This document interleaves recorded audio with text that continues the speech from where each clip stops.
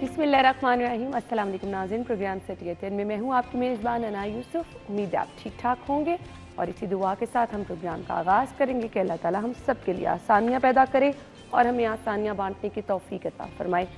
Monday है, आजकल वैसे मौसम भी कुछ अच्छा बेहतर जा रहा है, कंपैरेटिवली लग रहा है बहुत शिद्दत वाली जो स्मॉग थी उसमें कमी है। अभी लेकिन आप ये नहीं कह सकते कि प्रॉपर तौर पे जो स्मॉग है उसका खात्मा हो गया है। आगे इंशाल्लाह बारिश होगी तो बेहतर हो जाएंगे हालात जी। अच्छा जी, हमने प्रोग्राम के आगाज़ की तरफ चलना है। ख़बरों से हम आगाज़ करेंगे और इसके साथ साथ 11 बजे हमारे मेहमान भी हमें ज्वाइन करेंगे। आपकी बर्थडे वाला सेगमेंट, जिनकी संडे को बर्थडे थी, वो भी इंशाल्लाह लिस्ट शामिल करेंगे। आज की खबरें क्या हैं हमारे पास, उधर चलते हैं जी। सबसे पहले PTI का पावर शो नाकाम, रास्ते बंद, शहरी ख्वार, महंगाई की लहर बरकरार, नरखनामे पर अमल दरामद challenge.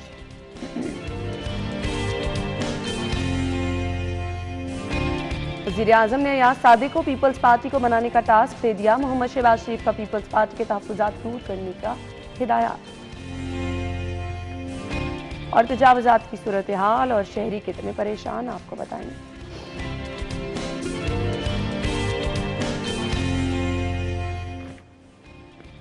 Welcome back once again. अच्छा जी, पहली खबर की तरफ चलेंगे और रास्ते बंद, शहरी ख्वार। हमारे साथ हमारे सीनियर रिपोर्टर्स मौजूद हैं, अली साई साहब और दुर्रे नायाब। अस्सलाम वालेकुम। बहुत बहुत शुक्रिया। मामलात ज़िंदगी बड़े अच्छे और एहसन अंदाज में चल रहे हैं। कुछ इस तरह के मामलात से नो डाउट मुश्किलात भी होती हैं, शहरियों को भी मुश्किलात का सामना करना पड़ता है। वो लोग जिन्होंने शहर से बाहर आना जाना है उनको भी मुश्किलात का सामना रहता है। बहुत सारे लोगों के बहुत सारे प्लान होते हैं जो कि उन्होंने प्री प्लान किए होते हैं और बीच में अगर इस तरह की चीज़ें हो जाएं सो ऑब्वियसली कुछ चीज़ें, दफ़ा 144 का नफाज, रास्तों को महदूद करना, अमन अमान की सूरत हाल के पेश नज़र ये डिसीजन बहुत ज़्यादा ज़रूरी होते हैं। दूसरी तरफ इससे लोगों को ज़रूर मुश्किलात होती हैं, तो सोचना ये चाहिए कि आखिर ऐसे मामलात हो क्यों रहे हैं। तो ये तो उन लोगों को सोचना चाहिए जो कि मुल्क के लिए कुछ करना चाह रहे हैं, तो शहरियों को ही, मुल्क के अपने लोगों को ही परेशान करेंगे तो किस तरह से मामला चलेंगे। अली साई साहब। बिस्मिल्लाहिर्रहमानिर्रहीम। ना एक चीज़ है कि सियासी जमातों का, बल्कि हर बंदे का हक है प्रोटेस्ट करना, एहतजाज करना, पुरअमन एहतजाज होना चाहिए। लेकिन हमने देखा है कि PTI का ये वतीरा है कि जब अनाउंसमेंट करती है तो इंतहाई अग्रेसिव हो जाती है। और हमेशा से आप देखें इनका जितना भी रिकॉर्ड है, 9 मई के जो वाक़यात हैं उन्होंने सारी चीज़ें यहाँ कर दी। आप पुरअमन एहतजाज करें, आपको कोई रोकने वाला ही नहीं है। आप हर चीज़ में थ्रेट करते हैं, गवर्नमेंट को थ्रेट करते हैं और उसके बाद फिर गवर्नमेंट को भी ज़ाहिर है मेजर्स अडॉप्ट करने पड़ते हैं, चीज़ें जो हैं वो देखना पड़ती हैं। आपने बच्चों की जिस तरह जहन साजी की है कि आप ना वो रियासत को कुछ समझते हैं, ना रियासती अदारों को कुछ समझते हैं। स्टेट की तो रिट वो कहते हैं कि होनी नहीं चाहिए। सारा कुछ अगर PTI गवर्नमेंट में है तो सारा कुछ ठीक है, PTI गवर्नमेंट में नहीं है तो कुछ भी ठीक नहीं है।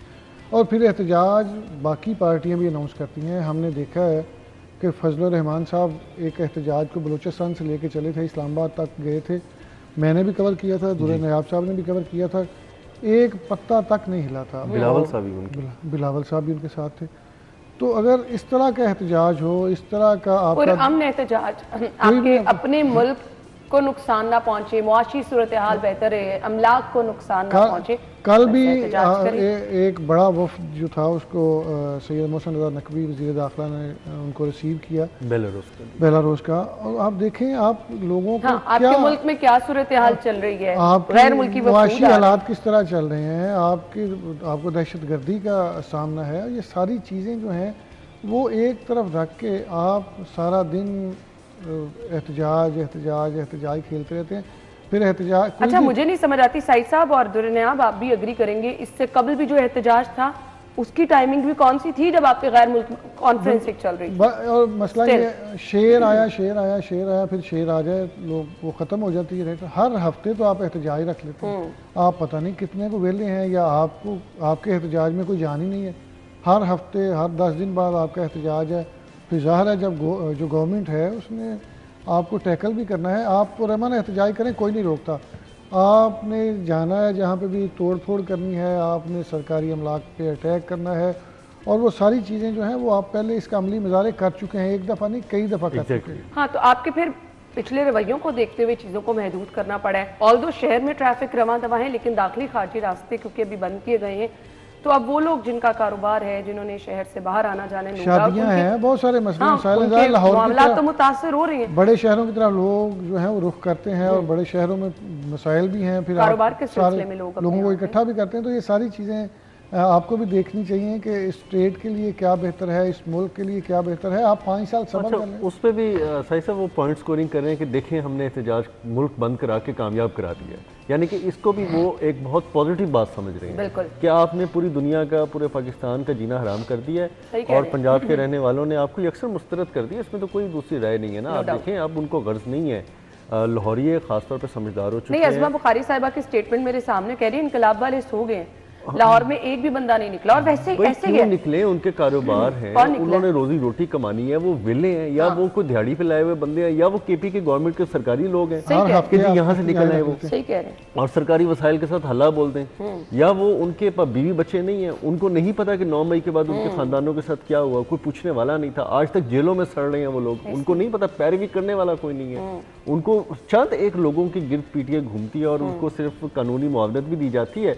बाकी बेचारों का जो हाल है, कसम से आप जेलों में जाके देखें, साई साहब की तो बीट है, जेलों में देखते होंगे, ना उनको कोई पूछने आता है, ना उनको कोई बोलने आता है, ना मिलने आता है, ना अब उनके पास इतने पैसे रह गए हैं कि वो अपने अखराजात, जेल के अंदर रहते भी बड़े अखराजात होते हैं, वो बर्दाश्त कर सकें। तो मुझे बताएं कि कौन इनके पीछे आएगा? और नहीं, पीछे क्यों कोई आए? आपकी मेन क़यादत में से लाहौर में नजर कौन आया? फिर हर हफ्ते आपने एहतजाज रखा है, लोगों ने अपना बिजनेस करना है, फैमिलियां हैं, आप एहतजाज का तरीका है, आपके धरने का तरीका है। हर 10 दिन बाद तो आपका एहतजाज आ जाता है। फिर उसमें ये नहीं कि इनके लोग जो हैं वो परेशान हो, सारी की सारी सोसाइटी आप इसमें परेशान है।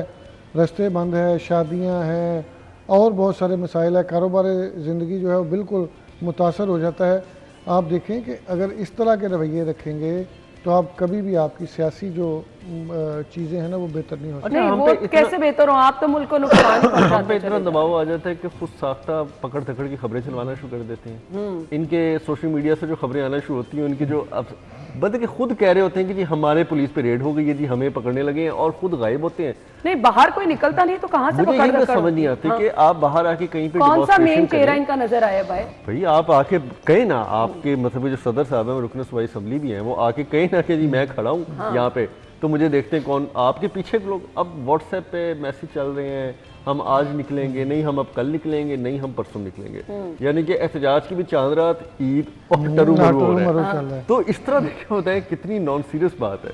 और जब आपसे बात की जाती है कि कोई नहीं निकल रहा, रास्ते बंद आपके हैं जो हिफाजत के लिए लोगों के लिए किए गए हैं, तो फिर कहते हैं ये तो हमारी कामयाबी है, ये तो हमने करवा दिया है। आप ये देखें ना कि इससे कितना नुकसान हो रहा है। पुलिस की जो ड्यूटी है उससे हट के उनको एक्स्ट्रा ड्यूटी दी गई है। साई साहब, देखिए अखराजात तो अपनी जगह पे, आपकी मार्केट्स एक दिन के लिए बंद हो तो कितना बड़ा नुकसान होता है। और ये तो लाहौर की बात छोड़े, पूरे मुल्क में इस तरह के हालात हैं। हर जगह पे जो स्टेट है, ज़ाहिर है उसने अपनी रेट कायम रखने के लिए अपने अदारे भी एक्टिव करने हैं, अपनी चीज़ें भी एक्टिव करनी है। तो अगर आपने ये रवैये ना बदले, आप गवर्नमेंट में आए ना आए, आप मुल्क के लिए नुकसान ही है। आपने 3.5 साल दौरे हुकूमत में जो किया उसका खमियाजा हम अब तक भुगत रहे हैं। आप इनसे सिर्फ ये बात पूछ लेना, ये कहते हैं जी कि ये जो लोग हैं ये मुल्क को खा रहे हैं। आप इनको पूछें, आपने मुल्क को बचा रहे हैं, आपने 3.5 साल दौरे हुकूमत में कौन सा ऐसा प्रोजेक्ट दिया है जो काबिल जिक्र है? सही बात है, ये बात कोई नहीं, ये सिर्फ वो ईमानदार है। मुझे रिलेट करने दे कि सियासी जमातों का क्या ये वतीरा होता है? कोई माजी में ऐसी मिसालें मिलती हैं? इन्हीं की हुकूमत में मिलती हैं। मुझे याद है मेट्रो बस स्टेशन तोड़े गए, मेट्रो ट्रेनें तोड़ी गई, एक थानों पे हमला किया गया, एक सियासी जमात ने एहतजाज किया तो सीधे उस पे जो है वो आंसू गैस के शेल और गोलियां बरसाई गई। आपको याद है? और मुझे आज तक याद है कि इनके वुज़रा जो अब तो शायद जो अब शायद वो ईमान हासिल कर चुके हैं कुछ वुज़रा, वो उस वक्त कहते थे कि ये तो होता है जी, हमारे शेल जो हैं वो गल सड़ रहे थे, खराब हो रहे थे, तो हमने कहा क्यों ना इसका इस्तेमाल कर लें। मतलब कि ना इनको बोलने की तमीज़ थी, ना इनको ये पता था हम कौन सी बात कहाँ कर रहे हैं, ना ये किसी को कुछ मानते थे उस वक्त, ना ये किसी को मानते थे। आपको याद नहीं कि एक लीडर के भांजे ने किस तरह गाड़ी पे चढ़ के पुलिस की गाड़ी पे चढ़ के आग लगा के, क्या उन्होंने फायरिंग की थी, क्या झंडे लहराए गए थे। तो आप ये बर्दाश्त करेंगी?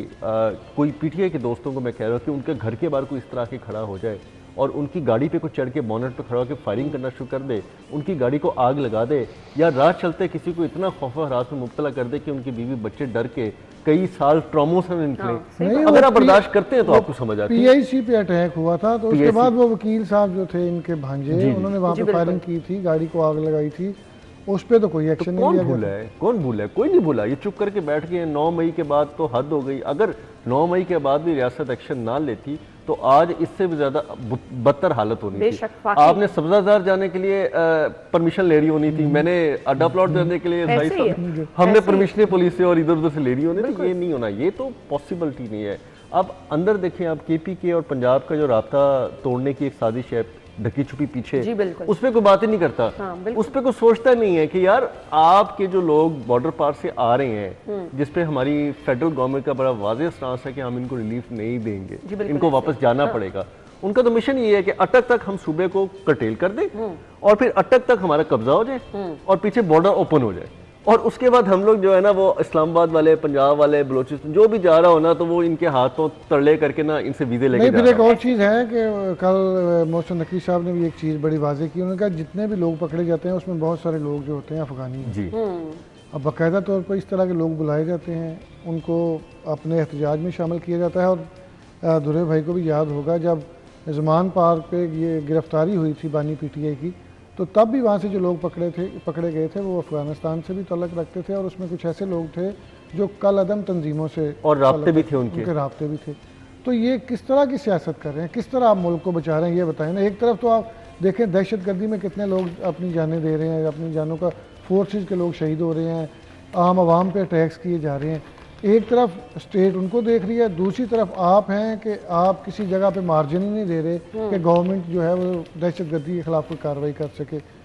वो बिल्कुल आप, ये जेन्युइन एक चीज़ है कि पुलिस के एक बड़े अफसर मुझे बता रहे थे कि हम पंजाब के लिए वो जो अटक की बाउंड्री वाल है, जो मियाँ वाली में बार बार अटैक्स होते हैं दहशतगर्दों के, उन्होंने कहा अगर ये हमारे साथ KP गवर्नमेंट तावन करे तो ये चीज़ें बहुत जल्दी बेहतर हो सकती हैं। लेकिन KP गवर्नमेंट जो है वो उस तरह उनके साथ तावन नहीं करती, जिसकी वजह से उधर से लोग आते हैं, अचानक जो है वो अटैक्स करते हैं, और फिर एक दफ़ा अटैक हो ना तो वो होता है इत्तफाकिया, दहशतगर्द को जो है मौका मिल गया। हर 1 माह बाद, 1.5 माह बाद वहाँ से अचानक दहशतगर्द आते हैं, फायरिंग करते हैं और फायरिंग करके वो चले जाते हैं। इसकी वजह ये है कि आप लोग जो है उनको स्पेस दे रहे हैं, आप उन लोगों को डील दे रहे हैं। आपकी लचक की वजह से वहाँ से लोग खुलेआम आते हैं और पंजाब के थानों पे अटैक करते हैं, पंजाब की फोर्स पे अटैक करते हैं, और अटैक करके वो चले जाते हैं। बजाय इस बात के कि आप फेडरल गवर्नमेंट का साथ दें इन चीज़ों में, आप उल्टा अपने ही एहतजाज में उनको उलझा के रख रहे हैं। मुझे सिर्फ ये एहतजाज का मकसद किसी चीज़ को बुनियाद बना के आप बाहर निकलते हैं ना, क्या है फिर वो मकसद ये है ना कि लीडर को बाहर निकालें। भाई सारे लीडर ही पकड़े गए थे, इससे भी आगे हैं। वो कहते हैं जी लीडर को तो बाहर निकाले, उनको सीधा मनसब पे बिठा दें, वजारत उज़्मा की। और जिस दिन वजारत उज़्मा के मनसब पे बैठ गए तो आप भी अच्छी, साई साहब भी अच्छे, मैं भी अच्छा, वज़ीर दाखिला मोहसिन साहब तो बहुत आला दर्जे पे फाइज हो जाएंगे, और जो आगे एस्टेब्लिशमेंट के लोग हैं बाकी तो उनके तो ये गुण गाएंगे। मतलब ये तो लिखी पड़ी बात है ना, ये तो तय है। और साई साहब ने जो प्रोग्राम के शुरू में बात की है ना कि इनकी हुकूमत में सब कुछ हो, सब अच्छा है, अगर किसी और की हुकूमत में हो तो सब बुरा है, और वो कहेंगे जी हमने नहीं होने देना, ठीक है। और हर फर्द वाहिद उसके अंदर अरस्तू बना हुआ है, वो कहता है जी जो मैं कह रहा हूँ ना वो ठीक है, आप दफा है ना। आप सारे इख्तिलाफात अपनी जगह पे, सारी बातें अपनी जगह पे। ये देखें ये जो गवर्नमेंट है मौजूदा, इसमें वज़ीर सेहत ख्वाजा इमरान नज़ीर साहब, ख्वाजा सलमान रफ़ीक साहब, डेंगू के केसेस आ रहे हैं लेकिन इक्का दुक्का रोज़ाना की बुनियाद पे, 2-3 से नहीं ज़्यादा गई तादाद मेरा ख्याल है। इनके दौर में क्या हालात थे? बिल्कुल ऐसे 1000-1500 पे डेली तादाद जाती थी। आपने वो जो चीज़ें बेसिक्स करना होती हैं उस पर फोकस नहीं करते। बुज़दार साहब को आपने वज़ीर आला पंजाब बना दिया, फिर वो जो नैब का केस बना वो उसको तो मैंने खुद खबर दी थी, मुझे वो याद है। उस आप एक नातजर्बाकार बंदे को, जिसमें इतनी फ़हम व फरासत ही नहीं कि इतनी बड़ा सूबा जो मुल्क का है उसको किस तरह चलाना है, वो बिल्कुल एक एवरेज बंदे के हाथ में दे दिया, जिसने ना किसी प्रोजेक्ट का पता है, ना किसी फ़हम व फरासत है उनमें, ना कोई ऐसी चीज़ है कि वो किसी जगह पे डायरेक्शन दे सकें। लोगों की हाथों में जब अपनी आप लगामे देंगे तो फिर आपके यही हालात होंगे। बिल्कुल, लेकिन मुझे समझ नहीं आ रही, एक तरफ खबर ये है रास्तों की बंदिश से अवाम भी परेशान हुई, बिलाशुबा ये अवाम की हिफाजत के लिए ही ये मैय्यस लिए गए। दूसरी तरफ पुलिस फ्लैग मार्च भी करती रही, अपनी ड्यूटी से हटकर वो इस तरफ लगी रही पुलिस। सो अगर ये सब चीज़ें होती रही हर 10-15 दिन बाद, हर एक महीने बाद, अगर यही वतीरा रहा, आपका मुल्क कहाँ स्टैंड करेगा? अच्छा, हम इन चीजों के मुतहम्मिल हैं। नहीं, हम तो 2 से 3 दिन मजीद होने के मुतहम्मिल नहीं है। मैं वही कह रही हूँ ना। देखिए ना, 2 से 3 दिन का मतलब है आपके लाहौर शहर के अंदर रसद और जो सप्लाई का सारा वो मुअत्तल हो जाना। क्यों चीजें महंगी नहीं होती? उसमें आपके फ्यूल, उसमें आपकी सब्जियां, फल, हर चीज। और यकीन करें हम लोग इतने बेईमान हो चुके हैं कि कल टमाटर लिए जी 100 रुपए बढ़ा दिए उसने। मैंने कहा जी क्या हुआ? कहते तानू पता रस्ते बंद ने, कल ते आने कोई नहीं। मैं क्या हाले तू एजम्पशन कर ली कि आने नहीं, तू 100 रुपए बता ले दे। तो हर बंदे का जहां पे जहां जोर चल रहा है ना, वो इसको जवाज बना रहा है। अभी सप्लाई मुअत्तल नहीं हुई थी, अभी कोई ऐसी इतला नहीं थी, तो उन्होंने खुद ही सोच के जो पहले से मौजूद है सप्लाई उसके अंदर 100 200 रुपए का इजाफा कर लिया। ये मैं मामूली बात कर रहा हूँ जिसमें हर शहरी मुतासिर हुआ। अब पेट्रोल और डीजल के लिए गाड़ियां खड़ी हैं, ठीक है, अभी उनको आज ही ईज डाउन मिलेगा तो उन्होंने शहर के अंदर आना है। अब अगर ये पेट्रोल में ड्राई हो जाते हैं, क्योंकि हम गैर जरूरी फिरने से बाज नहीं आ रहे, हम तो इस जो सूरत हाल के अंदर हम फिर ये कहते हैं कि चलिए ये सूरत हाल ही देखें क्या चल रहा है। ठीक है, हमने गाड़ी रोमिंग मतलब कि हम देख रहे हैं कि कहाँ तक हमें। अच्छा, एक बंदा मुझे कहता है कि मैं तो ये देखने गया था कि मुझे कहाँ तक जाने दिया जाता है।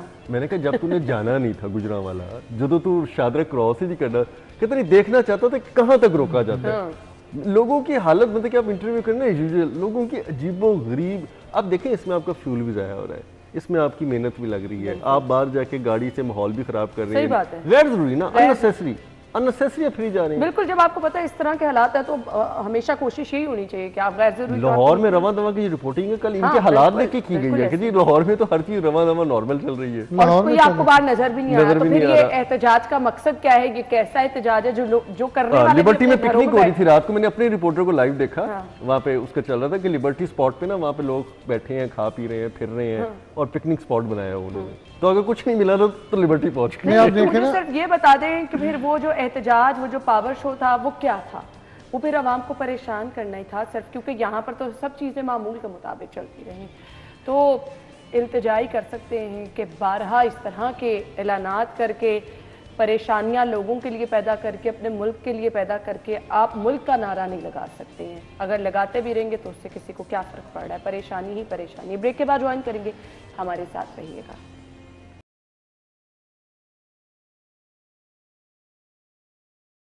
Welcome back once again. सियासी मंजरनामे पे सूरत हाल ये है कि वज़ीर आज़म पाकिस्तान की जानिब से टास्क दिया गया है अयाज सादिक साहब को कि पीपल्स पार्टी के तहफ़्फ़ुज़ात दूर करें। जी दोरेनाया। अच्छा, कुछ अरसे से पीपल्स पार्टी वाले बड़े अपने एक वाज़े मौक़िफ़ के साथ नाराज़ दिखाई दे रहे थे और लम्हा बलम्हा वो ये कहते थे कि जी हमारी बात सुने, वो मामलात हैं हल करे, लेकिन कौमी मफादात में फिर वो खड़े रहे। तरमीम हुई तब भी खड़े रहे। उन्होंने अगर वो बाकी जमात की जगह जिसका हम डिस्कस किया, सियासी रवैया रखा, नहीं तो वो भी चौक में बैठे होते, डी चौक में, कहते जी हमारे मुतालबा पूरे करे तो हम आपकी तरमीम में साथ देंगे। लेकिन उन्होंने मुल्की मफाद को पहले देखा, फिर अपनी चीज़ें। अब एक टाइम आ गया, देखिए उनसे जो बातें की गई थी वो क्या मांगते हैं? वो कहते हैं जी पावर शेयरिंग जो हमसे तय की गई थी हमें वो दे दी जाए। आपने जो हमसे तय किया था कि मिनिस्ट्रियाँ देंगे, उस पर पावर देंगे, ठीक है। दूसरा, वो सबसे बड़ी बात कि हमें हमारा कम अज़ कम इस्तेहकाक दिया जाए। हमारी कहीं सुनवाई नहीं हो रही, ना कोई मिनिस्टर सुनने को तैयार है, ना कोई सरकारी इदारे में इज्जत दी जाती है। तीसरा कि जो अरकान असम्बली पीपल्स पार्टी के हैं, कम अज़ कम उनको तरक्याती फंड तो दे दिया जाए, बजट तो दिया जाए। तो गलत, ये 3 तो गलत बात है। हाँ, एक मुतालबे में वो ये कहते हैं कि जो सेकंड नंबर पे रहे पीपल्स पार्टी के लोग 20-25 हज़ार जिन्होंने वोट लिया, उनको भी दिया जाए। चले, एक चीज़ छोड़ के बाकी 3 मुतालबे उनके बिल्कुल जायज़ है। जो बातें आपने उनसे की हैं वो आपको करनी चाहिए। आपने इतनी ऑफर्स, मुझे याद है कि मौलाना फजल रहमान साहब वाला जब इवेंट हुआ तो आपने इतनी ऑफर्स उनको की, हम आपको ये बना देते हैं, हम ये बना देते। तो भाई आपने जो उनसे वादे किए हैं और जो बातें उनसे की हैं कमिटमेंट, वो तो पूरी करें। अब होगा ये कि अयाज सादिक साहब बड़े सुलझे और समझदार इंसान है, वो चीज़ों को समझते हैं, उनकी सुनवाई भी आगे होती है। तो मेरा ख्याल है कि वो वज़ीर आज़म पाकिस्तान से हट के अगर नवाज शरीफ साहब को भी ये समझा दे कि ये चीज़ें देना ज़रूरी है, ये बातें करना ज़रूरी है। अगर आपने लंबा चलना है तो आपको करना पड़ेगा, अगर लंबा नहीं चलना तो भाई फिर किसी वक्त में किसी फिर वक्त आप ऐसा आएगा। देखें ना, आपकी गवर्नमेंट इसी सहारे पे खड़ी है। आप जब इस तरह की गवर्नमेंट बनाती नहीं, हैं, आपकी बड़ी सियासी जमातें हैं और इनमें अगर आपस में ही मामलात बेहतर तरीके से नहीं होंगे तो फिर मुल्क आपका कैसे बेहतर तरीके से बिल्कुल चलेगा? ऐसी ये चीजें बड़ी ये जो एक और जो दुरे भाई दूसरी बात कर रहे थे कि सुनवाई नहीं हो रही सरकारी इदारों में, वो तो मेरा ख्याल है कि पिछले दिनों में एक पंजाब असम्बली में बात चल रही थी कि किसी सेक्रेटरी साहब के पास किसी MPA ने जाना था, तो वो वहाँ पे गए तो सेक्रेटरी साहब ने कहा जी आपने टाइम नहीं लिया मुझसे। भाई आपसे टाइम क्यों कोई ले? आप सरकारी मुलाजिम हैं, चाहे ग्रेड 22 के हैं, चाहे ग्रेड 1 के हैं, चाहे ग्रेड 10 के हैं, आपसे किस बात का टाइम लेना है? आप सरकार की नौकरी कर रहे हैं, आपके पास तो आम आदमी भी जाए तो आपको उसको मिलना चाहिए। ये किस तरह का रवैया है? बाबू, इसीलिए इनको कहते हैं कि बाबू साहब के पास जाने के लिए पहले आपको टाइम लेना पड़ेगा, और फिर वो जो कम अज़ कम जिसकी कॉन्स्टिट्यूंसी में कोई 20 लाख लोग रहते हैं, कोई 5-7 लाख वोटर्स हैं, वो आपके पास आए और आपसे टाइम ले, तो बड़ी ज्यादती वाली बात और है। फिर आप बेशर्मी की तरह खबर चलवाएं कि हमने ओपन ड्यूम पॉलिसी के तहत लोगों के मसाइल सुने। ये तो बड़ा चलता है ना, ये तो बहुत चलता है। लेकिन यहाँ पे आपकी कोई ऐसा बंदा जिसको हल्का सा इख्तियार भी मिल जाए, जिसको एक कमरे में एक कुर्सी मिल जाए और बाहर एक PN मिल जाए, उस तक रसाई हासिल करना बड़ी मुश्किल है। और ये जब तक रवैये ख़त्म नहीं होंगे तब तक ये चीज़ें बेहतर नहीं होंगी। नून लीग के अपने लोगों का अगर ये हालात है तो पीपल्स पार्टी को कौन पूछेगा? ये भी बड़ी वैलिड पॉइंट है कि भाई पीपल्स पार्टी वाले तो बेचारे नाजायज मुतालबा कर रहे हैं। अगर हम साई साहब का तज़िया सुने कि उनके तो अपने वजीरों के साथ क्या हो रही है, और बिल्कुल ठीक है, हमारे नॉलेज में ऐसे ऐसे वज़रा के साथ जो उनके साथ बेचारा रवैया रखा जा रहा है, उनकी अपनी मिनिस्ट्रीज के अंदर, उनकी अपनी काबीना के अंदर, उनके अपने वज़ीर आला के आसपास के अंदर, तो हमें तो एहसास होता है कि पीपल्स पार्टी वाले बेचारों को ना ये बहुत ही गलत मुतालबा है। और ये तो मैं आपको ट्रांसफर पोस्टिंग जो है वो धुरे भाई भी अरसा दराज से रिपोर्टिंग कर रहे हैं, वो भी चीज़ें देखते हैं, हम भी देखते हैं। पहले बहुत ज़्यादा इन्फ्लुएंस होता था किसी मिनिस्टर का, किसी MNA का, किसी ताकतवर MPA का, वो अपने ज़िले में मनपसंद लोगों को DPO लगवाता था, DC लगवाता था, AC लगवाते थे, सारा कुछ। अब तो आप यकीन करें, मेरा ख्याल अभी तक कोई सियासी बंदा जो है वो कोई DPO नहीं लगवा सका। कुछ लोगों के जब फैसले मैक्सिमम 10 या 15% मैक्सिमम, बाकी सारे वो खुद ही फैसले कर रहे हैं। जब आप इनको इतने इख्तियारात दे देंगे, आप अपने सियासी बंदे को एम्पावर नहीं करेंगे, तो आपके साथ यही होगा, वो चाहे पीपल्स पार्टी हो, चाहे नून लीग हो। मुझे याद है अमजद जो सलीमी साहब थे IG पंजाब, तो उन्होंने बिल्कुल प्रेस कॉन्फ्रेंस में कहा, उन्होंने कहा हम इन लोगों की बात क्यों ना सुने जिनके पीछे 5-10 लाख वोटर है, जिनके हलके में तो 10-20 लाख लोग हैं, वो ज़ाहिर है लोगों के मसाइल लेके आते हैं। आप जायज़ मुतालबात उनके हर सूरत में पूरे करें, नजायज़ कोई मुतालबा कर रहे हैं तो उस पर आप बिल्कुल और देखिए ना, ऑफेंड भी करें। ये तो पंजाब नहीं, ये वो चीजें तो पहले से तय हुई थी। इस्तेहकाक का कानून भी कहता है। देखिए फिर आप इस्तेहकाक की तहरीकें क्यों जमा कराते हैं अगर इनकी कोई इज्जत का कानून नहीं है?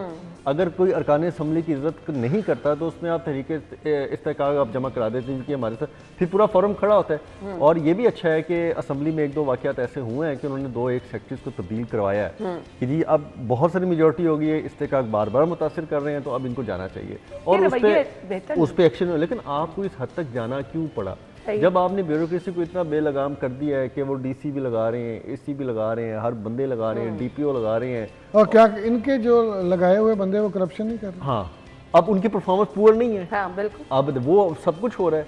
साई साहब के डिपार्टमेंट्स के अंडर भी, मेरे तो डिपार्टमेंट के अंदर बहुत ही बुरा हाल हो गया है, तो क्या इनके लगाए हुए बंदे नहीं कर रहे हैं पूरी परफॉर्मेंस? तो भी आप फिर कौन से इतने बड़े तो अफसरान लेके आ रहे हैं कि जो आपको पहले काबिल कबूल नहीं थे, और ऐसे लोग फिर उनका देखें दिमाग क्यों ना खराब हो।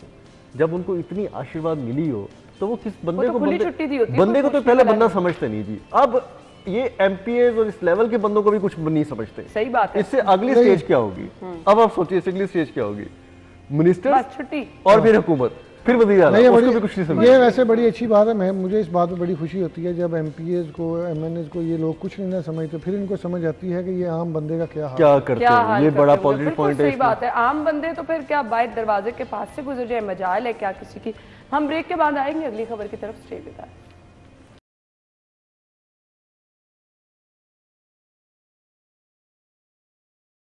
खुश आमदीद आपको एक बार फिर से कहेंगे। सड़कों पर तजावुज़ात बदस्तूर बरकरार हैं, शहरी परेशान हैं। ओवरऑल शहर की सूरत हाल अगर आप देखें तो वही मार्केटें हैं जिनका हम हर रोज़ तस्करा करते हैं, वही मार्केटें हैं जहां पर ग्रैंड ऑपरेशन भी होते हैं। अब क्या किया जा सकता है, इन तजावुजात को किस तरह से ख़त्म किया जा सकता है, क्योंकि ढकी छुपी नहीं है, बारहा यहीं पे ऑपरेशन हुए, बारहा यहीं पर आपको बड़ी बड़े ट्रक नज़र आए, बड़ी बड़ी मशीनरी नज़र आई, लेकिन वो तजावुजात दोबारा वहीं की वहीं होती हैं। सही साहब, ना ये तजावुजात ख़त्म नहीं हो सकते। ये मोहसिन नकवी साहब के दौरे हुकूमत में भी जब ये काम शुरू किया गया, दुरे भाई को पता है, दूसरे तीसरे दिन ये रुक गया था। बाकी जितने काम उन्होंने शुरू किए वो नहीं रुके, उन्होंने वो मुकम्मल करके सांस ली। मुझे लगता है कि लेकिन सियासी तौर पे इतने ये सराहियत कर चुके हैं, इतने ये डोमिनेट कर चुके हैं कि कोई भी MNA MPA मिनिस्टर अपने हल्के से तजावुजात हटाएगा तो मेरा ख्याल है कम अज़ कम हज़ारों की तादाद में वोट ख़राब होंगे। इसकी मैं एक मिसाल है कि जब वज़ीर आला बने हमज़ा शहबाज शरीफ साहब, तो उन्होंने सिर्फ शाम के 8 बजे मार्केट्स बंद करने का हुक्म दे दिया दुरे भाई। तो मैं इलेक्शन कवर कर रहा था गड़ी शो में, वो उस्मान नाम था PTA के कैंडिडेट का और राना शराफत थे नून लीग के। तो लग ऐसे ही रहा था कि जिस तरह पहले ज़िमनी इलेक्शन जीत रहे थे ये भी ज़िमनी इलेक्शन जीत जाएंगे। लेकिन सरदार याद सादक साहब की अपनी वार्ड में 70 वोटों से नून लीग जीती, बाकी तो हर जगह पे समझें चरनी फिर गया। तो मैंने ना गड़ी शो बाज़ार में लोगों को पूछा, भाई आप सब ने नून लीग के झंडे लगाए हैं, आपके हल्के से आपका कैंडिडेट हार गया। उन्होंने कहा जी हम इनको वोट क्यों दें, हमारा ज़िंदगी जो है, हमारे कारोबार जो है वो शुरू ही 8 बजे होता है। सही। तो इन्होंने तो 8 बजे आके मार्केट्स बंद कर दी। तो फिर लोग जो है उनका इस तरह का रवैया हो, तो तजावुजात की जो बात करते हैं वो तो दिन के औकात में भी होती हैं, रात के औकात में भी होती हैं।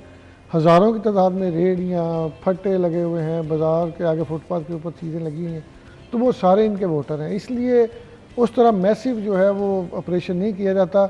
आप देखें कभी भी कोई MNA MPA मिनिस्टर जो है वो तजावुजात के ऑपरेशन में शामिल नहीं होता। बिल्कुल दुरे भाई अरसा दराज से ये बीट कर रहे हैं, ना ही वो आते हैं बल्कि वो फ़ोन करके कहते हैं कि अब आपने कर लिया।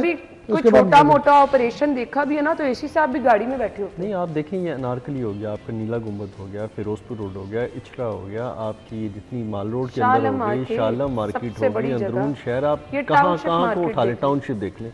देखें यहाँ पे डबल ट्रिपल कमाइयाँ हो रही है। दुकानदार एक तो अपनी दुकान से कमा रहा है, फिर उसने एक आगे फटा लगाया, फिर उसने अपने आगे सड़क के सामने अगर रेडी भी खड़ी करने की इजाजत दी है ना, जो फ्रूट बेच रहे हैं कुछ बेच रहे, उससे भी वो पैसे ले रहे हैं। जो फुटपाथ पे है वहां से भी आके पैसे लिए। अब ये जो इतना बड़ा सर्कल चल रहा है, फिर सरकारी अफसर या सरकारी मुलाजमीन जो तय बाजारी के जाते हैं, LD के जाते हैं, MCL के लोग जाते हैं, वो भी बेनिफिशियरी हैं, उनको अलग पैसे मिल रहे हैं। ठीक, अब मुझे बताएं जब लेने देने दोनों पैसे लेने शुरू हो जाए तो कौन ऑपरेशन करेगा? मुझे तो फिर उस बेचारे रेडी वाले पर तरस आता है, इतने लोगों का हिस्सा निकालता है। बिल्कुल, मुझे वज़ीर आला की इस कैंपेन के दौरान दो बातों की नहीं समझ आई कि एक जो LDA रोज़ाना 100 दुकानें सील करके जो रेवेन्यू कमाना चाहते उसका क्या हासिल है, और एक जो तजावुज़ात खिलाफ रोज़ फटे गरीबों को उठाए जा रहे हैं वो तो स्टोर तक भी नहीं पहुँचते। अब तो वो इतने ढीठ हो गए कि अगली गली में जाके ना वो पैसे पुसे लेके वापस कर देते हैं कि हेलो थोड़ा फटा फला।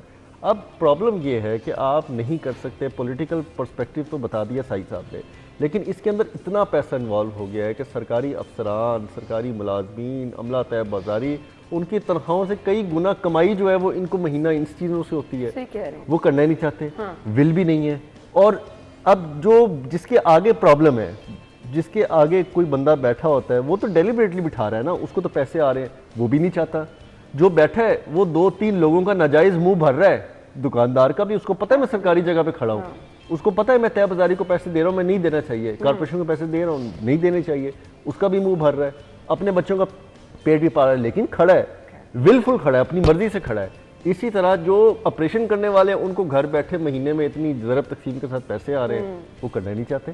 तो इसमें कैसे कामयाब होगा, इसमें तो सवाल ही पैदा नहीं होता। ये मुझे लगता है कि समझ ही नहीं ना आ रही कि आपको पकड़ना किस आने वाले दौर में लाहौर शहर की सड़कें तक भी ये तजावुज़ात खा जाएंगी। ठीक है, उसके बाद आपकी जब 3-3 लेन की रोड है, वहाँ 1 लेन होगी, वो 2 लेन पे जो है कब्जा हो जाएगा। अभी ऑलरेडी हो चुका है, बहुत सारी जगह पे हो चुका है। तो आप कैसे चलेंगे? किसी कोई फुटपाथ ऐसा नजर नहीं आ रहा, चाहे वो अस्पतालों के, मेरा तो गलत फुटपाथ ही नजर नहीं आ रहा है। आप गंगाराम के बाहर चले जाएं, वही हालात है। फुटपाथ तो खत्म हो गए। फुटपाथ तो जिसका जहाँ दिल किया उसने रोड कट लगाया, उसने फुटपाथ उड़ाया और उसने दुकान तक अपनी एक्सेस दे दी।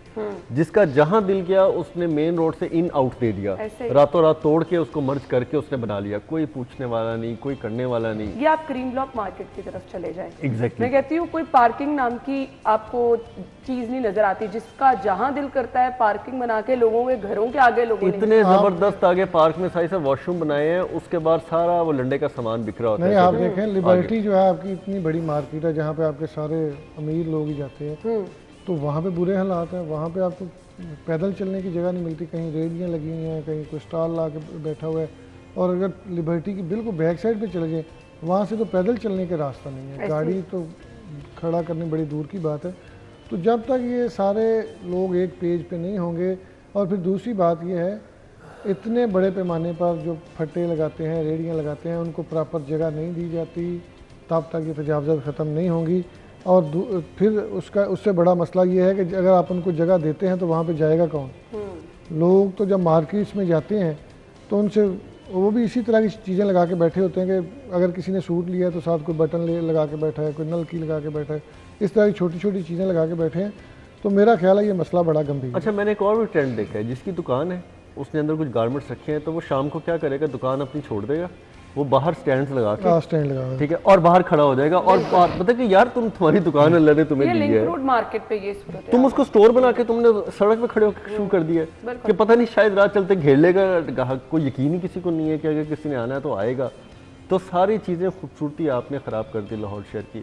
और छोटे शहरों का तो मतलब कि पुरसाने हाल ही कोई नहीं है। मुझे याद है कि मैं साईं साहब की वालदा की जनाजे के लिए जब जा रहा था तो डस्का शहर के अंदर से गुजरा, तो पता नहीं गुजरते एक दफ़ा याद आ गया कि यार मैं कहाँ आ गया हूँ, कि मैं पता नहीं इछड़ा बाजार घुसा हूँ या कहाँ घुसा हूँ। तो हमें वहाँ से गुजरने इतनी मुश्किल हुई। ये देखें ना, ये तस्वीर ये मेरा ख्याल है कल एहतजाज के लिए तो लोग नहीं निकले, लेकिन ये लंडा बाजार है, हाँ जी, वहाँ से तो गुजरना ही महाल है। और वहाँ पे आप जा नहीं सकते, संडे के दिन सुबह से लेके शाम तक वो हाजी कैंप आप लेफ्ट टर्न नहीं ले सकते, लेफ्ट टर्न नहीं ले सकते, रश होता है। ये वो चीजें हैं जिन पे आप जितनी मर्जी कार्रवाइयाँ करते रहें, क्योंकि इसमें कोई एक कैलिंग ग्रुप इन्वॉल्व नहीं है, हर तरह से लोगों का इन्फ्लुएंस है इस पर। और सब लोग जब अपनी जेबें भर रहे हैं तो फिर जिन्होंने काम करना है उनको खुली छुट्टी मिली है, जिन्होंने जहाँ मर्जी रेडियाँ लगानी है, जहाँ मर्जी स्टैंड पे आप अपना सामान रख के बेचेंगे, कोई पूछने वाला नहीं है।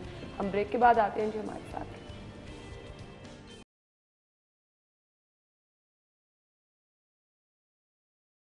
ब्रेक के बाद प्रोग्राम में खुश आमदीद कहेंगे। स्मॉग नज़र नहीं आई। मैंने प्रोग्राम के स्टार्ट में भी कहा कि अल्हम्दुलिल्लाह काफ़ी हद तक स्मॉग में कमी हुई, और अभी साई साहब एयर क्वालिटी इंडेक्स देख रहे थे, खासे खुश हो रहे थे, 249 पे आ गया। तो ये वो जो कल एहतजाज की कॉल थी, फिर जिस तरह वो रोड ब्लॉक थी, और दूसरे शहरों से जो गाड़ियाँ नहीं आई शहर के अंदर। वैसे ही इतवार को आपको पता है हमारी थोड़ी लाइफ महदूद ही होती है, हम सोई तकरीबन 2-3 बजे उठते हैं, ऐसे ही चूँकि ये शुरू से रवैया नाश्ता चल रहा होता है, नाश्ते चल रहे होते हैं, फिर आपको पता है 3-4 बजे तक वो एक हमारा वो ट्रेडिशनल सा है तरीका का। 5वें नंबर पे अच्छे है, तो ये शुक्र है अल्लाह ताला का, पहले से 5 कुछ अच्छा जो है ये है पीटीआई ने ये हमारे लिए इसमें शुक्रिया अदा करते हैं, इसमें शुक्रिया अदा करते स्मोक कमी लाने। ये है लॉकडाउन के, इसमें गाड़ियाँ कम निकली हैं। अब ये चीज़ें देखें बड़ी वाज़ेह हो गई हैं।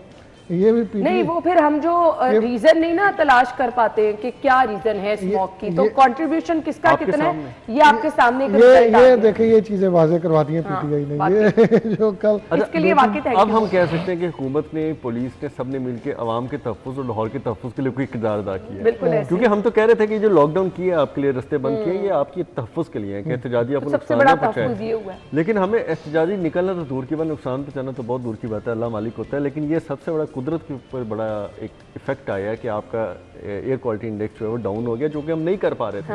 हमने इतनी कोशिशें की, 50% स्टाफ, स्कूल कॉलेज बंद, तालीमी इदारे बंद, लेकिन वो नहीं कर पाए। लेकिन देखें, एक दिन से सिर्फ लाहौर की आपने एंट्री एग्जिट क्लोज की है, अंदर आपने नहीं कुछ किसी को छेड़ा। लोग 2-3 बजे के बाद भी सही सब निकले होंगे, दिन रात फिरते रहे होंगे, लेकिन आपने एंट्री एग्जिट क्लोज करके जो रोज़ लाखों गाड़ियाँ आ रही हैं लाहौर के अंदर और जा रही हैं, किस किस्म की गाड़ियाँ आ रही हैं जिनको आप चेक करना भी पॉसिबल नहीं है, आपको उनकी फिटनेस चेक करना भी पॉसिबल नहीं है, जो बाहर से आ रही है, तो उनके लिए कितना इफेक्टिव नहीं। दुले भाई, रात के 11 बजे आपकी जब हैवी ट्रैफिक एंटर होती सबसे है, बड़ा कंट्रीब्यूशन आपकी तो गाड़ी वहाँ से गुजर नहीं सकती। मैं तो उसमें कई दफ़ा ऐसा हुआ है कि उसमें मैं ये सारा कुछ देखा है कि बदामी बाग वाली सड़क जो है वहाँ से आप कम अज़ कम मैक्सिमम 1 मिनट का रास्ता होगा, तो उसको आप क्रॉस करते हुए कम अज़ कम आपको 1 घंटा 2 घंटे लग जाते हैं। दरबार के आगे से आपने गुजरना हर जगह पे तो जितनी बड़ी आपकी मार्केट्स हैं जहाँ पे बाहर से सामान आता है, तो वो बड़ी गाड़ियाँ रात को 11 बजे आती हैं। आपके लोग कितनी गाड़ियों को चेक कर सकते हैं, 2 को, 4 को, 6 को, 10 को। वो इसी तरह मैं सऊदी अरब में उम्रे पे जब गया था, तो मैं वहाँ पे मैं कह रहा था हज के दिनों में क्या करते हैं। उन्होंने कहा अब तो कैमरे लग गए हैं, पहले ये होता था कि सिर्फ वो जो उनके पुलिस वाले ये कहते थे कि आपने कोई वायलेशन नहीं करनी, आप निकलते जाओ, वो चेक करने का टाइम ही नहीं होता उनके, चूँकि इतना बड़ा रश होता है। तो रात के औकात में जब बड़ी गाड़ियाँ आती हैं और वो हज़ारों की तादाद में आती हैं, कुछ वार्डन भी बहुत कम होते हैं रात के टाइम में, बिल्कुल। कुछ ट्रांसपोर्ट वाले तो मेरा ख्याल है होते ही नहीं, माहौलियात वाले तो उस वक्त सो रहे होते हैं। तो ये सारी चीज़ें चेक करना मुश्किल होती हैं। लेकिन ये जो 1 दिन का लॉकडाउन किया है रियासत ने, उसने ये चीज़ें वाज़े कर दी हैं कि अगर ये कोई 10 दिन पहले इसी तरह का अच्छा, अगर 2 दिन बैक टू बैक दुरे आप ये सूरत हाल रहती है तो फिर काफ़ी हद तक फर्क पड़ेगा। मेरे आईडी में बड़े प्रपोजल आ रहे थे कि आपका ये भी हो सकता है कि अगर आप हैवी ट्रैफिक को हफ्ते में सिर्फ 2 दिन आने दें, आप 4 दिन महदूद रखें। Good idea. आप उन्हें जी 2 दिन आए, आके अपने जो भी डिलीवरी करनी है, लोड अनलोड करना है, आप चले जाए, वो भी बहुत अच्छा हो सकता है। या आप समूह के 3 महीनों के अंदर ये एक ऑल्टरनेट एक्टिविटी बना लें कि हफ्ते में 2 हफ्ते बाद आपने 2-3 दिन, 2 दिन, क्योंकि ये 2 दिन का रिजल्ट आपके सामने आ गया ना, इतना बड़ा ड्रास्टिक ये सब कुछ करके। ये अगर आप अपनी एक आदत बना लेना तो फिर लोगों के लिए बोझ नहीं होता। अचानक करें तो फिर हर बंदे के लिए मसला होता है, क्योंकि पहले से ये चीज़ और आप अनाउंस करके करें ताकि लोग अपने प्लान उसके पहले से चीज़ें तय हों ना, तो फिर लोगों को वो चीज़ें बर्दाश्त करते हैं, वो उसका अल्टरनेट ढूंढ लेते हैं। लेकिन जब आप अचानक करते हैं तो फिर आपके लिए मसला बन जाता है। जिसने 6 महीने पहले शादी 24 नवंबर को रखी हो लाहौर में, और उसकी बारात आनी हो लाहौर से भाई इस्लामाबाद से गुजरावाला से, मैं तो रुल गया ना फिर। हाँ, मेरी सारी फैमिली बड़ी डिस्टर्ब हुई। मेरे भांजी की शादी थी, बारात लाहौर से गई थी, वो बेचारे रात को वापसी पे सियालकोट से लाहौर तकरीबन कोई 3 बजे पहुंचे हैं, बड़े खज्जल खुआर होके। फिर कल सारी फैमिली ने आना था, बहुत सारे वो बड़े मुश्किलात का सामना था। जो 1.5 घंटे का रास्ता है वो कम अज़ कम 6 घंटों में, और फिर लोगों के तरले मिन्नतें करके थोड़ा सा कंटेनर हटवा के तो फिर नहीं, बहुत सारे लोगों को इस तरह से मसाइल का सामना है। ये तो सोचना उन लोगों को चाहिए जिनकी वजह से मसाइल है। लेकिन थैंक यू जो, क्योंकि एक अच्छा पॉइंट था वो हमने एंड पर डिस्कस कर लिया। बस एक ही अच्छा पॉइंट है, बस एक अच्छा, इसके अलावा नहीं मिल रहा। बस बाकी लोग बड़े बहुत ज़्यादा परेशान रहे हैं इस तमाम तर सूरत हाल की वजह से। तो कम से कम अपने मुल्क के बारे में सोचें। बहुत बहुत शुक्रिया आप लोगों के वक्त के लिए। ब्रेक और हेडलाइंस के बाद ज्वाइन करेंगे स्टे विद अस।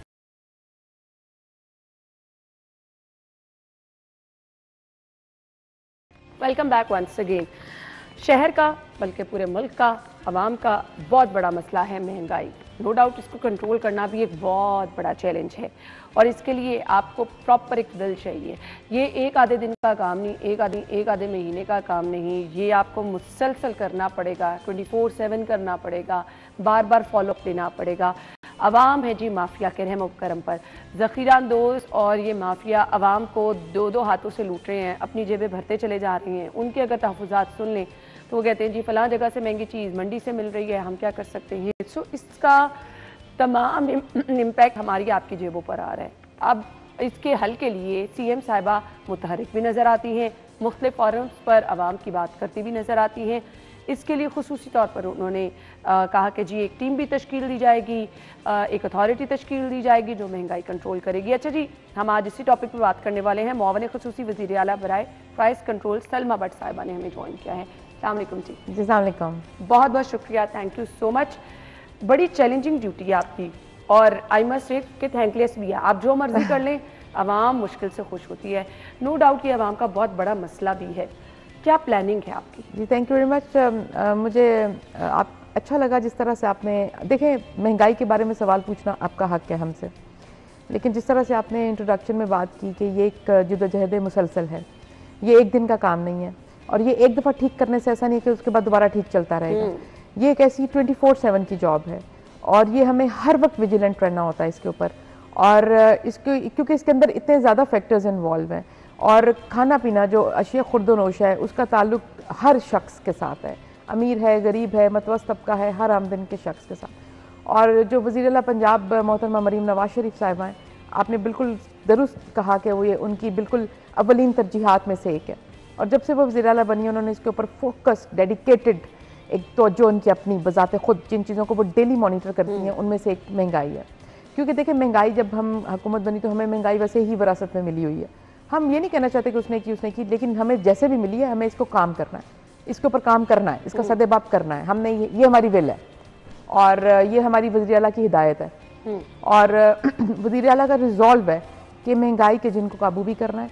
दो चीज़ें करनी है उसमें, एक तो अशिया खुर्दनोश मयसर लेकर आना और दूसरी चीज़ ये करना कि उनकी कीमतें काबू में रखना। ठीक है। और ये दोनों एक ऑनेस्टली पूरा हम अगर पूरे 5 साल रोज़ भी करते रहे तो ये काम ख़त्म नहीं होता, ये वो काम है।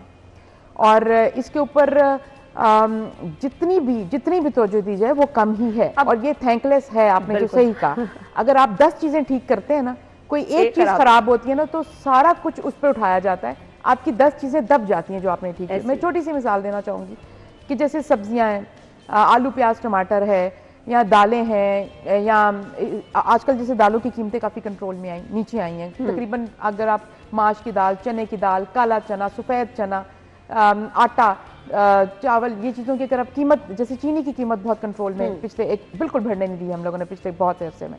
अच्छा, ये सारी चीज़ें कम हुई हैं, लेकिन इसके साथ एक दाल है जिसकी कीमत ज़्यादा हुई है।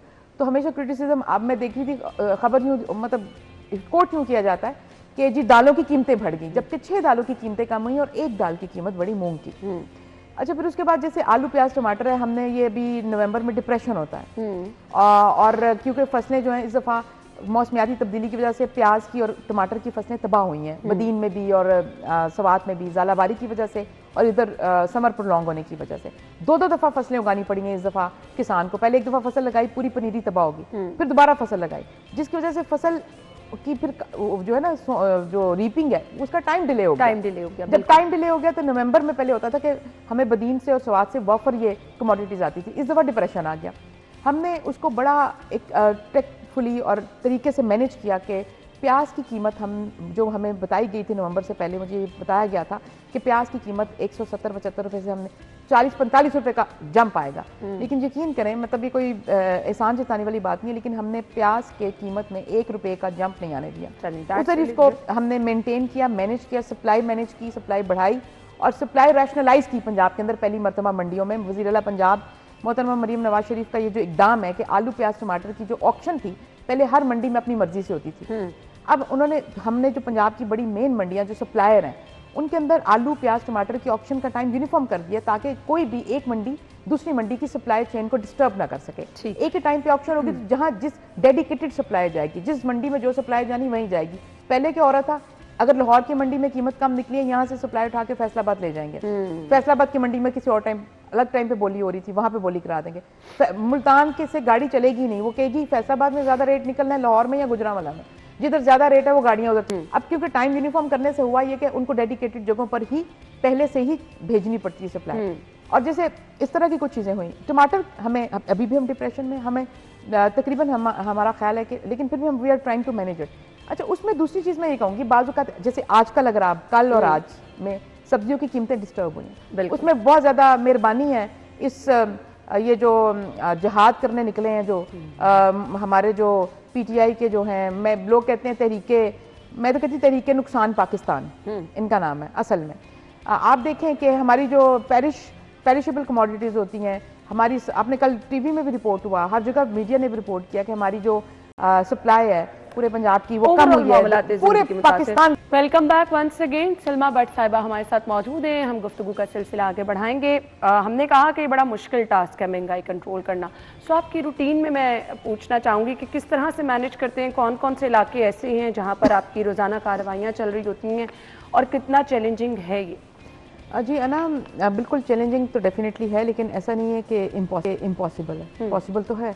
आपने पहले भी जैसे आपने अपने शुरू में जिक्र किया था कि हम दुकानदार कहते हैं कि हमें चीज़ पीछे से मंडी से महंगी मिलती है तो फिर हम कैसे सस्ती बेचें, और उसका खमियाजा सारा आवाम भुगतती है। बिल्कुल ये हकीकत है। और हम बेसिकली वज़ीर आला पंजाब का जो विजन है प्राइस कंट्रोल का, वो ये नहीं है कि पहले होता क्या रिवायती तौर पर कि हमारे प्राइस कंट्रोल मैजिस्ट्रेट होते हैं, वो जाके दुकान पर दुकानदार को जुर्माना करते हैं, उसको जाकर कंट्रोल करते हैं, FIR भी होती हैं, सील भी होते हैं। लेकिन वो उससे हम महंगाई कंट्रोल नहीं कर सकते, ना कभी हुई है। बिल्कुल। वज़ीर आला पंजाब ने इस दफ़ा जो मुख्तलिफ किया मरीम नवाज शरीफ साहिबा ने, वो ये किया कि पंजाब की तारीख में पहली मरतबा 2 अदारों का क़याम अमल में लाया गया है। एक है price control and commodities management department, जिसको मैं देख रही हूँ, और उस डिपार्टमेंट में हम जो अशिया खुर्दोनोश हैं उनकी सप्लाई और डिमांड को मीट करने की बात करते हैं, हम प्रोडक्शन बढ़ाने की बात करते हैं, ग्रोथ बढ़ाने की बात करते हैं, अजनास को ग्रो करने कैसे ज़्यादा किया जा सकता है। ये मसला हल हो जाए तो फिर तो जब सप्लाई हम अपनी बेहतर कर लें, डिमांड को मीट करने के काबिल हो जाए, बेसिकली ये है वो जहाँ पे हमें गैप को फिल करना है। अग्री। हमें डिमांड एंड सप्लाई को बेहतर बनाना है और सप्लाई चेन मजबूत बनानी है अपनी। हमें पता है कि हमारी जैसे दालें हैं या जो अजनास इंपोर्ट पे जा चुकी हैं, जैसे पाम ऑयल है जिसकी वजह से हमारा लोकल घी जो है वो सारा इंपोर्ट पे जा चुका है, और कुकिंग ऑयल और घी की बात कर रही हूँ मैं। तो जो चीज़ें इंपोर्ट पे बेस्ड होती हैं उनके ऊपर हमारा पूरा कंट्रोल नहीं होता कि हम उनकी कीमतों को अपने इख्तियार में कर लें। मिसाल के तौर पे कभी वो उनकी कीमतें जुड़ी होती हैं डॉलर के साथ और इंटरनेशनल मार्केट में कमोडिटी की प्राइस के साथ, वो अल्टीमेटली उसके मुताबिक। अच्छा, अब डॉलर तो अल्हम्दुलिल्लाह पिछले 1.5 साल से आपने देखा है कि बिल्कुल इस्तेकाम में है। जब डॉलर इस्तेकाम में होता है इसका मतलब है कि हम जो चीज़ कंट्रोल कर सकते थे हमने की, कि हमने डॉलर फ्लक्चुएट होने से बचाया, जिससे जो बाहर आने वाले से इंपोर्ट की जो कीमतें हैं वो वही स्टेबल रहें।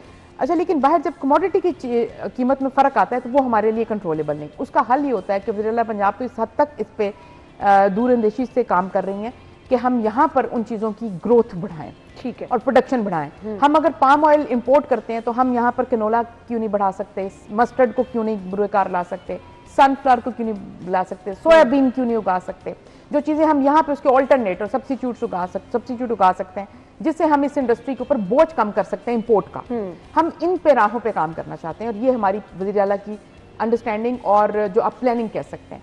फिर दूसरी तरफ जैसे दालें हैं, हम अब दालों में भी तकरीबन 80 से 85% हम इंपोर्ट पे जा चुके हैं। अब जब इंपोर्ट की और यहाँ पर दालें उगना निस्बतन कम हो गई बहुत ज़्यादा, जैसे चनों की दाल में बहुत कमी आई, काले चने की उगाई में बहुत कमी आई। अब हम इसके ऊपर भी काम करें, माश की दाल बहुत कम होगी उगना, मसूर की दाल उगना बहुत कम होगी। अब इसके ऊपर भी काम किया जा रहा है कि ऐसे इलाके पंजाब के अंदर जो काबिल काश्त हैं लेकिन जेरे काश्त नहीं लाए गए, उन ज़मीनों की आइडेंटिफिकेशन करना और छोटे फार्मर्स को उसको सपोर्ट देकर उसको कहना कि इसके ऊपर वापस उन अजनास की उगाई करो ताकि दालें दोबारा से हम ज़्यादा उगा सकें। कैसे किया जा सकता है, जिसकी एक मिसाल मैं आपको देना चाहूँगी एज अ फर्स्ट स्टेप, जो वज़ीर आला ने हाल ही में लिया, 3 अरब रुपए मुख्तस किए जो टमाटर और प्याज की मेकनाइज्ड फार्मिंग के लिए। वो ये मतलब वो अनाउंस कर चुकी हैं और ये इस पे काम शुरू हो गया। जिससे होगा क्या कि जैसे हमारे यहाँ पंजाब के अंदर टमाटर की और प्याज की जो फसल का टाइम है बड़ा शॉर्ट होता है, अप्रैल से लेकर तकरीबन जून तक 2-3 महीने उसके लिए मौजूद है मौसमी तौर पर। अब लेकिन अब तो देखें ग्रीन फार्मिंग आ चुकी है, शेड फार्मिंग आ चुकी है, मैकेनाइज्ड फार्मिंग आ चुकी है, कंट्रोल, दुनिया बहुत आगे चली गई है। अब जब आप टनल फार्मिंग आ चुकी है, उसके थ्रू आप अपना एक्सपेंड कर सकते हैं टाइम को, ड्यूरेशन को, और अपनी फसलें भी बढ़ा सकती हैं। अब वज़ीर आला ने पहली मरतबा इस तरह के इक़दाम करना शुरू किए कि हम टमाटर और प्याज की फसल को मैकेनाइज्ड फार्मिंग में ले जाके तो उसकी ड्यूरेशन बढ़ाएं और उसकी ग्रोथ बढ़ाएं। और जो हमारे छोटे छोटे जिम्मेदार हैं, जो 5 एकड़ वाले, 10 एकड़ वाले, 20 एकड़ वाले, उनको हम 25 एकड़ तक के लोगों को सपोर्ट दिया जाए कि वो ये करें। अच्छा, ये वो सारे ये पैरेलल चीज़ें चलेंगी, ये सारे प्राइस कंट्रोल के साथ आके जुड़ते हैं। अब प्राइस कंट्रोल से मुराद वो नहीं है जो पहले था कि आप जाके डंडा मारो दुकानदार को कि चीज़ सस्ती करो। अच्छा, दूसरी तरफ वो जो बात है वो भी बहुत अहम है कि ग्रां फरोशी होती है। अभी ऑफ द कैमरा आपकी एक कोलीग मेरे साथ बैठी बात करी थी कि कुछ इलाकों में रोटी जो है वो या नान जो है वो महंगा बेचा जा रहा है, तो उधर आपको देखिए बिल्कुल ग्रां फरोशी होती है यहाँ पे, ये बहुत बड़ा मसला है। उसके लिए वज़ीर आला पंजाब ने पहली मरतबा एक इदारा कायम किया है पेरा के नाम से, Punjab enforcement and regulatory authority, ठीक है, जिसका फिर मकसद होगा जब पीछे से सप्लाई चेन बेहतर होगी, हमारी सप्लाई पे हमारा जो फोकस है जब वो होगा, और उसी में हम लोग अपने पंजाब की डिस्ट्रिक्ट वाइज डिमांड निकालने जा रहे हैं कि हमें पता हो कि हर डिस्ट्रिक्ट की डिमांड क्या है कमोडिटीज़ की, और उसको हमने सप्लाई को पूरे साल में कैसे मैनेज करना है। और दूसरी जानिब फिर हम ये करेंगे कि जो पेरा के थ्रू डेडिकेटेड ह्यूमन रिसोर्स पहली मरतबा लेकर आया जा रहा है जो प्राइस कंट्रोल करेगा, जो इसकी मॉनिटरिंग करेगा और रेगुलेशन। हमारे यहाँ तो ये ट्रेंड है ना, पोश इलाकों में रेट कुछ और है जी, और बाकी अब होता क्या है कि हमारे पास अभी जो प्राइस कंट्रोल का मजिस्ट्रेट्स का जो सिस्टम है वो इतना मजबूत नहीं है, उसके अंदर खुद ही लूप होल्स हैं, उसके अंदर इंप्रूवमेंट की गुंजाइश है। हमारे पास डेडिकेटेड ह्यूमन रिसोर्स मौजूद ही नहीं है। ये सब वो लोग हैं जो एडहॉक पे प्राइस कंट्रोल का काम करते हैं। और इसकी एक मिसाल दूंगी लाहौर शहर की, क्योंकि हम यहाँ बैठे हुए 79 प्राइस कंट्रोल मजिस्ट्रेट हैं और लाहौर के अंदर ही तकरीबन 55,000 दुकानें बनती हैं, छोटी बड़ी दुकानें मिला के। 79 लोग 55,000 दुकानों को काफी कैसे मॉनिटर कर सकते नहीं हो हैं? सकता, कभी भी नहीं कर बिल्कुल। सकते। अच्छा, इसके लिए हमें एक सिस्टम डेवलप करने की जरूरत है। फिर जो हम पेरा लेकर आ रहे हैं, पेरा में डेडिकेटेड ह्यूमन रिसोर्स होगा। ये अभी वाले जो प्राइस कंट्रोल मजिस्ट्रेट हैं, ये कोई फूड डिपार्टमेंट से है, कोई लाइफ स्टॉक से है, कोई रेवेन्यू से है, कोई डिस्ट्रिक्ट एडमिनिस्ट्रेशन से है। ये एडहॉक पे रोज के 2-3 घंटे मुख्तस करते हैं प्राइस कंट्रोल के लिए।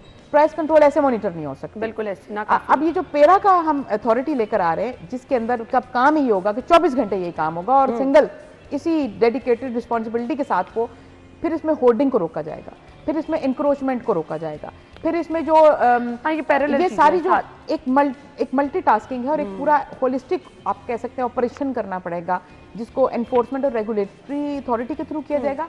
फिर एक पूरा होलिस्टिक अप्रोच के साथ सप्लाई चेन को, जिसके अंदर इंपोर्ट को, ग्रोथ को, प्रोडक्शन को, इन सब चीज़ों को बढ़ाने की बात की जाएगी। और फिर इसमें 2 काम होने वाले हैं, जो मेरी अंडरस्टैंडिंग अब तक की, जो मुझे 3-4 महीने हो गए फील्ड में काम करते हुए, कि हमें प्राइस कंट्रोल के अंदर 2 तरह की तब्दीलियां लाने की जरूरत है। एक है एडमिनिस्ट्रेटिव लेवल पर और एक है पॉलिसी लेवल पर। ठीक, एडमिनिस्ट्रेटिव लेवल पर वो है जो हम शॉर्ट टर्म चीज़ें हमारी ठीक होने वाली हैं रोज़मर्रा की, जो हमारे सिस्टम के अंदर लूप होल्स हैं, वीकनेसेस हैं, वो दूर करने की हमें ज़रूरत है।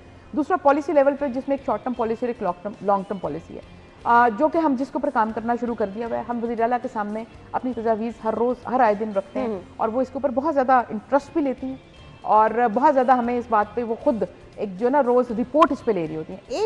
एक खबर चलती है ना, एक टिकर चलता है टीवी पे कि फलां चीज़ महंगी हुई है, विद इन 10 मिनट्स हमें सीएम को जवाब देना पड़ता, हम जवाब दे होते हैं। वो उसी लम्हे हमसे पूछती है कि ये क्या हुआ है। इसको तो हम अप्रिशिएट करते हैं कि अगर इतना बारीक बीनी से इस तमाम मामले को देखा जा रहा है। अच्छा जी, लोग कैसे रब्ता कर सकते हैं, लोग शिकायत अपनी कैसे दर्ज करा सकते हैं अगर उनको कहीं महसूस हो रहा है कि गिरा फरोशी की जा रही है या प्राइसेस बहुत ज़्यादा है? इस पर बात करते हैं, मुझे ब्रेक का कहा जा रहा है, हमारे साथ रहिएगा।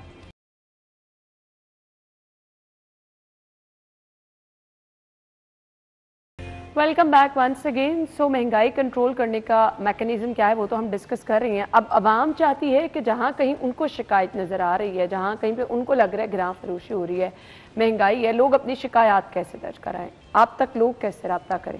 जी, ये बहुत इंपॉर्टेंट है, इसको कभी भी इग्नोर नहीं किया जा सकता। इसमें 2 चीज़ें कहना चाहूँगी। एक, हमने पंजाब कीमत ऐप डेवलप की हुई है, जो शायद लोगों तक उस तरह से डिसेमिनेट नहीं हो पाई।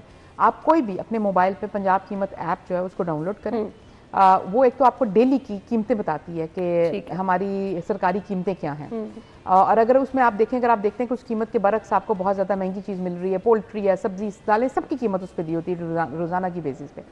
आपको लगता है कि मेरे शहर में मैं गई और मुझे ये दुकान महंगी चीज़ मिली, उसी के नीचे एक खाना है कि आप कंप्लेन कर सकते हैं। उसका फ़ायदा ये है कि जो कीमत ऐप पे आप कंप्लेन करते हैं वो हमारे लिए मैंडेटरी होती है उसको चेक करना, और क्योंकि उसका हम रिकॉर्ड रखते हैं कि कितनी एड्रेस हुई है और कितनी अभी पेंडिंग में पड़ी हुई है, तो मुतलका डीसी जो है वो फौरन आ जाता है हमारे पास डाटा कंप्यूटराइज कि मुतलका डीसी को वो के लिए मैंडेटरी है कि उन्होंने अपनी रिजॉल्व करनी होती है वो शिकायतें। और दूसरी तरफ ये है कि हमारे पास जैसे गुजरांवाला डिस्ट्रिक्ट एडमिनिस्ट्रेशन ने व्हाट्सएप सर्विस दी हुई है शहर आवाम के लिए, उसके ऊपर वो बिल्कुल इतला कर सकते हैं। फिर दूसरा, जैसे खुली कचहरियाँ होती हैं हर डीसी के दफ्तर में, और ये लाजमी है, मैंडेटरी है, तमाम लोगों की पहुंच है वहाँ पर। जी, कोई भी जा सकता है खुली कचहरी में। ये वो वाली चीज़ें हैं जहाँ पे आप जाकर शिकायत कर सकते हैं फूड क्वालिटी के हवाले से। अगर आपको लगता है कि डीसी काउंटर्स पे दालें सस्ती जो डीसी रेट पे मिल रही हैं उनकी क्वालिटी बहुत ख़राब है, आटे की क्वालिटी अगर बहुत ख़राब है, चावलों की, बेसन की, इन बेसिक कमोडिटीज़ की अगर क्वालिटी आपको कहीं बहुत ख़राब नज़र आए तो आप उसकी भी शिकायत कर सकते हैं। कीमत आपके साथ अगर आपको लग रहा है कि बहुत ज़्यादा ली जा रही है, आप उसकी भी शिकायत कर सकते हैं। और दूसरा, अभी हमने जो नया डिपार्टमेंट बनाया price control and commodity management का, इसके अंदर कंज्यूमर प्रोटेक्शन का पूरा एक कंपोनेंट है, विंग है, जिसको हम अनकरीब फाल करेंगे, जिसकी हम एक्सेस बढ़ाएंगे सिटीजन्स के लिए कि और किस तरह से फाल किया जा सकता है और एक्सेस कैसे दी सकती है आम लोगों को कि वो हमें अपनी शिकायत दर्ज करा सकें। और आपके प्रोग्राम के तवज्जो से मुझे पता है कि टाइम खत्म होने वाला है आज, क्योंकि आलमी दिन है ख़वातीन के खिलाफ तशद्दुद को रोकथाम के लिए, तो मैं बिल्कुल आपके तवज्जो से कहना चाहती हूँ कि जो ख़वातीन को जब तक हम महफूज माशरे के लिए महफूज ख़वातीन होना ज़रूरी है, और ख़वातीन को हक चाहिए नहीं, ये ख़वातीन का हक है जो तहफ़्फ़ुज़ है, और बिल्कुल वैसे जैसे किसी का भी बुनियादी हक है। और जब तक हम ख़वातीन के लिए पुरअमन महफूज मुआशरा नहीं बनाएंगे, नहीं कायम करेंगे, हम तरक्की नहीं कर सकते। और बिल्कुल मैं यहाँ पर जिक्र करना चाहती हूँ कि जैसे हमारे सूबे की लीडर इस वक्त खातून है, वज़ीर आला पंजाब मरीम नवाज शरीफ साहिबा पहली खातून लीडर हैं जिन्होंने ख़वातीन को अपनी रेड लाइन भी कहा, ख़वातीन के तहफ़्फ़ुज़ के लिए बहुत सारे इक़दाम भी किए, वर्चुअल पुलिस स्टेशन बनाए, पिंक बटन मुतारिफ कराया कि आप किसी भी इमरजेंसी की सूरत में पिंक बटन के ज़रिए हेल्प हासिल कर सकते हैं। और उसके अलावा जो ख़वातीन की के लिए जो भी हॉस्टल बनाया, जो ख़वातीन वर्किंग वुमेन यहाँ पर जो काम करने आती हैं उनके लिए, तो इस तरह के जो इकदाम है उनको बिल्कुल हम अप्रिशिएट। और ये ख़वातीन के लिए जो पुलिस मॉडल पुलिस स्टेशन अब जो कायम किए गए हैं, तो ये सारे वो इकदाम है जो हमें जो ना फॉरवर्ड लुकिंग इकदाम है। और दूसरा ये कि क्योंकि वज़ीर आला खातून है, जैसे प्राइस कंट्रोल जैसे इंफॉर्मेशन देख लें, प्लानिंग एंड डेवलपमेंट देख लें, ये सारे रिवायती तौर पे वो जगह हैं जहाँ पे हमेशा ख़वातीन नहीं रही कभी, अनप्रेसिडेंटेड है। तो वज़ीर आला ने बहुत सी ऐसी जगहों पे ख़वातीन को तैनात करके, मुझे लगता है कि एक ये भी इतना अच्छा मैसेज दिया, स्ट्रॉन्ग मैसेज है कि ख़वातीन भी वो सारे काम कर सकती हैं जो कोई भी माशरे में कर सकता है। No doubt. और आज ख़वातीन के खिलाफ तशद्दुद को ख़त्म करने के आलमी दिन के लिए हम सब ख़वातीन को यकजहती का इजहार करना चाहिए, बल्कि हम सब ख़वातीनों हज़रात को भी बिल्कुल। और हमें अपने पंजाब को, पाकिस्तान को एक महफूज मुल्क बनाना है। और अल्लाह ताला हमें इनसे जहाद से भी बचाए, इंतशार से भी बचाए, और बिला वजह के जो प्रोटेस्ट हैं, जिनका कोई बेमकसद प्रोटेस्ट है, इससे भी बचाए। बिल्कुल। थैंक यू सो मच, आपके वक्त का बहुत बहुत शुक्रिया। आप अपना ख्याल रखिएगा, इजाज़त दीजिए, अल्लाह हाफ़िज़।